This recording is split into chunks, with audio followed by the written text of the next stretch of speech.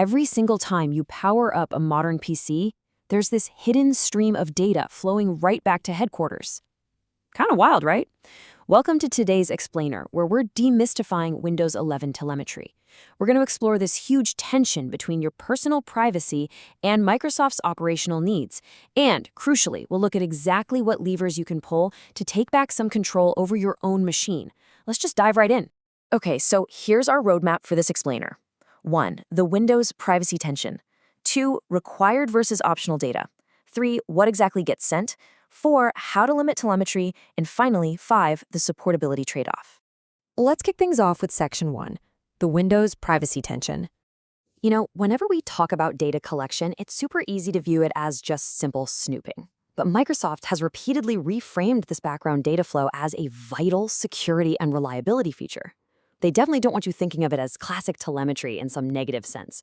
Because from their perspective, modern Windows isn't just software you install once and forget about. It is a massive, continuous service platform.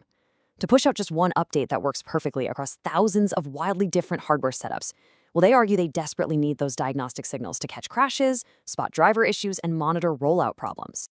But on the complete flip side of that tension is the strict privacy and security perspective. Take the Australian Cybersecurity Centre, or the ACSC. They explicitly warn that these built-in functions reporting system info could expose potentially sensitive information on workstations to malicious actors. And listen, this isn't just about rogue hackers in a basement. If this deeply granular data gets intercepted, mishandled, or sold off, think about the really bad things that could be done. We're talking about oppressive governments potentially tracking user activity, or NGOs providing this information to government agencies, essentially acting like data brokers building massive profiles on you. The stakes for this kind of data exposure are literally sky high. Moving right along to Section 2, required versus optional data. So Microsoft doesn't just pull one giant, messy blob of data from your PC. They actually break it down into two highly specific buckets. Over on the left, you've got required data. Microsoft describes this as the absolute bare minimum they need to keep your device secure, up to date, and running normally. It's mostly about basic device health. But look on the right. Here we have optional data, and this is where things get way more granular. This optional bucket pulls in much richer usage context, things like exactly how you interact with apps, your specific browsing activity in Microsoft Edge, and even enhanced crash info that can capture the exact memory state of your machine right when a crash happens. Honestly, that memory state reporting is a level of access that privacy advocates say deserves some serious caution. All right, Section 3. What exactly gets sent? First up, we really need to understand the engine driving all of this. Meet DiagTrack, which is officially known in your system as the Connected User Experiences and Telemetry Service. Basically, think of DiagTrack as the transport layer. It's the hidden machinery running constantly in the background, gathering up your system's data and shipping it off to Microsoft servers. Now, when DiagTrack fires up, it grabs incredibly specific hardware and configuration data. We're talking unique device IDs, your baseboard type and the manufacturer. It checks your TPM versions, your BitLocker encryption status, whether secure boot is on. And get this, it even logs something called the active mic count. That is the exact number of active microphones currently attached to your device. Seriously, why does an operating system update need to know how many live mics you have? That is exactly the privacy tension we're talking about in action. And it goes deeper. If you happen to have optional data turned on, it pulls usage and interaction data too. It logs the exact time and duration of your app launches. It tracks if you're using a mouse versus a touchscreen. It monitors Cortana entry points, right down to the timing of how fast it responds to your voice commands. The telemetry is so crazy specific, it even logs when you close a specific context menu in the Windows Photo app. And yes, it covers your Microsoft Edge browsing history, including URLs you physically type into the address bar. When you look at this level of microscopic detail, literally the exact second you close the photo menu, it's super easy to see why privacy folks worry. Again, imagine this complete behavioral fingerprint ending up in the hands of data brokers or oppressive governments. It's a goldmine of personal activity. And you've got to keep in mind, this data flow isn't just a one-and-done event. It is continuous. Windows 11 is making regular background connections to Microsoft endpoints all day long.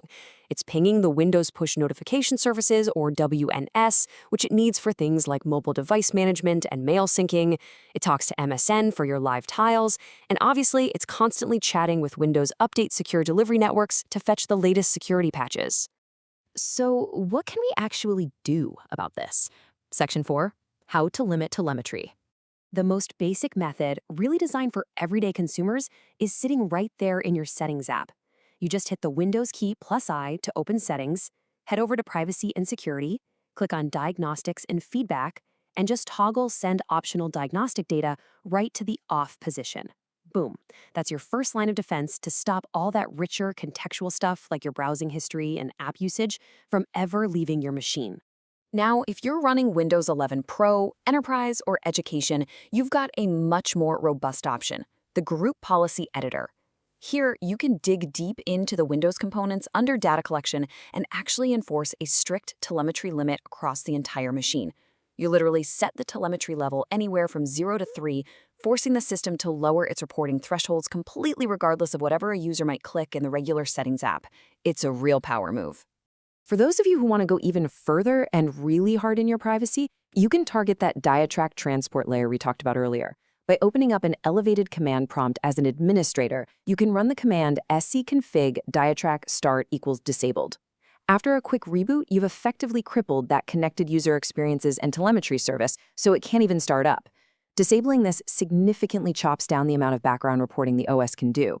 And hey, if you want to verify that these steps are actually working, Microsoft provides a built-in transparency tool called the Diagnostic Data Viewer. You can grab it right from the Microsoft Store. So you don't even have to take Microsoft's word for it. You can literally open this up and read the exact history of the data your machine has prepped to send, all broken down by category, without needing to rely on any sketchy third-party privacy dashboards. Which brings us to our final part, Section 5, the supportability trade-off.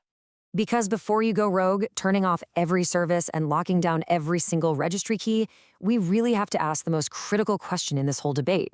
Is a total telemetry blackout actually possible? You see a lot of stuff on the internet overpromising what a simple registry hack can really do. Well, the reality, straight from the documentation, is this. For home and pro consumer editions, lowering your telemetry is a really meaningful assertion of your control. But guys, it is not a magical off switch. A true 100% blackout just isn't a thing here. Microsoft preserves a required data floor simply because Windows is a modern continuous service platform. So things like crash reporting, that might still happen through totally separate Windows components, even if you've completely disabled diagtrack. And if you do heavily restrict this data, you are absolutely accepting some trade-offs. For starters, troubleshooting your weird, specific Bluetooth crash becomes way harder for Microsoft to see and actually fix at scale. Second, you might randomly find that certain options in your Settings app are suddenly grayed out and you can't click them. Third, there's a risk of user confusion. If you assume you have total privacy, you might completely misunderstand the remaining diagnostic flows that are just fundamentally required for Windows updates to work. And finally, heavily disabling these services can sometimes disrupt management tools or the health checks needed to keep getting your security updates seamlessly. So that leaves us with this final thought to chew on. Windows 11 telemetry isn't just some big, bad, undifferentiated blob of spying. It's actually a deeply complex, layered system trying to balance a massive hardware ecosystem with your personal privacy. By understanding things like diagtrack, the difference between required and optional data, and your group policy settings, you absolutely can assert control over your PC. But here is the big question. In a world full of constant cyber threats and complex software updates, where exactly do you draw the line between maintaining rock-solid system stability and protecting your personal behavioral fingerprint from ever leaving your device? It's a choice you now have the tools to make. Thanks so much for joining me on this explainer, and keep learning.